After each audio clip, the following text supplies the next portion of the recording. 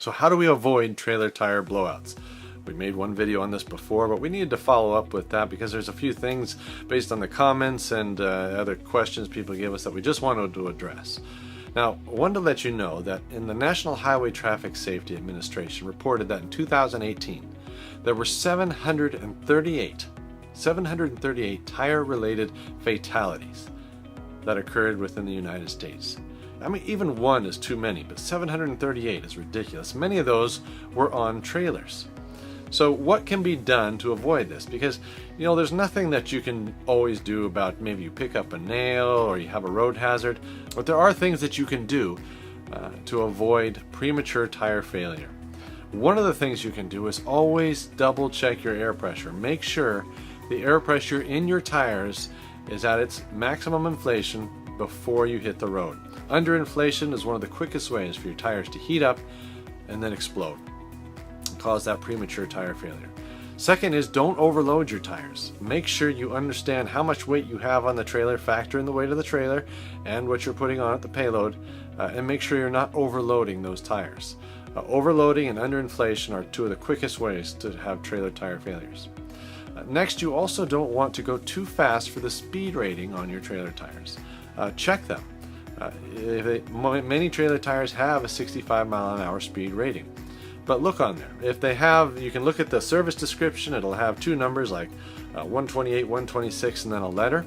The 128 or 126, you can look on the side. It'll tell you what that weight correlates to, because it'll say like 3,970 pounds at 110 psi. That's that 128. Is that 3970.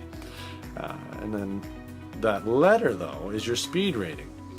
If it has a J on there, that's 62 mile an hour rated. If it's an L, it's 75. If it's an M, it's 81. If it's an N, it's 87. But know your speed rating and don't exceed that, especially unless maybe you're passing somebody, but not for an extended period of time. Again, that will build up heat and cause premature tire failure, often a sudden catastrophic blowout. By doing these things and being careful of watching your speed, watching your air pressure, not overloading it, you can avoid a lot of the blowouts that happen on the road. But a lot of times people experience blowouts regardless.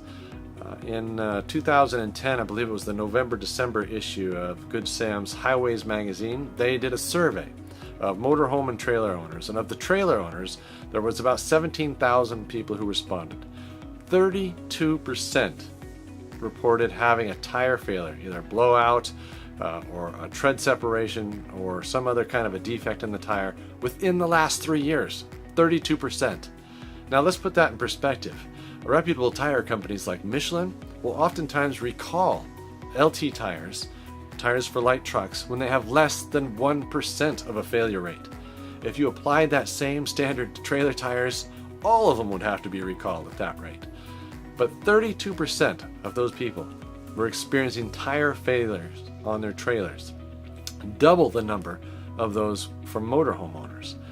So it's a big problem, and there's things that you can do to provide an additional safety factor and avoid trailer tire blowouts. The standards we're going to talk about following, you don't have to adopt them, but if you do, we believe they're going to provide you the greatest safety margin, the greatest standard to avoid blowouts on your trailer. So here's our recommendations. For 235/80/16s, the load range E 10 ply rated tires, on trailers with a gross vehicle weight rating of 12,000 pounds or less, single axle or maybe two axle, 12,000 pounds or less.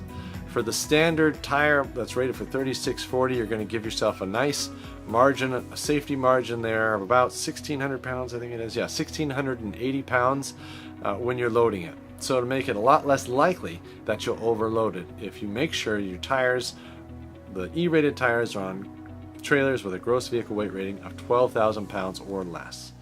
Next, if you use a 14 ply rated, I'm just going to use the G614 as an example here. 14 ply rated, all steel, 16-inch tire. Usually that's rated for around 3,750 pounds. Could go up from there depending on the brand, but we're just going to use American-made examples here. Use those on trailers with below 14,000 pounds, 14,000 pounds or less.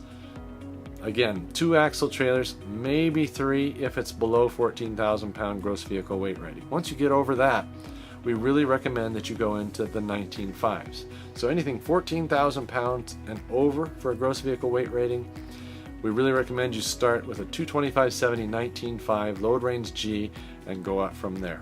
It's going to give you about 1,880 pounds safety margin when you're loading it, but it's going to give you that low profile design that's going to be a lot less susceptible to all the sidewall flex stress and turning and maneuvering fatigue that they can get. And you're going to get a deeper tread, a longer tire life, 80 to 100,000 miles on average. Many people get more than that. You get higher speed ratings, 87 miles per hour. You get a tire that's made to be retreaded, so it's built with a lot more anti-aging, has a higher grade rubber, higher test standards. 14,000 pounds and over, think about going to 19.5s for the greatest safety. And that 12 to 14,000 pound 14 ply 16 inch might be a good option for you. 19.5s are still an option there. And then 12,000 pounds or less, 10 ply rated 16 inch tires would be a fine option for there and still have a safety margin. Again, you might get away with using a standard that's maybe not this safe, but if you adopt this guideline when picking the tires for your application, we really believe this is going to eliminate 99% of those premature tire failures, in addition to doing the standard safety things. Don't overload, don't go too fast, make sure you check your air pressure. Doing these things will virtually eliminate the trailer tire blowout problem, which is what we want, whether or not you're running Boar wheels or some other brand. Safety is the most important thing. So think about this guideline, think about those maintenance tips as well the next time you're looking at tires for your trailer.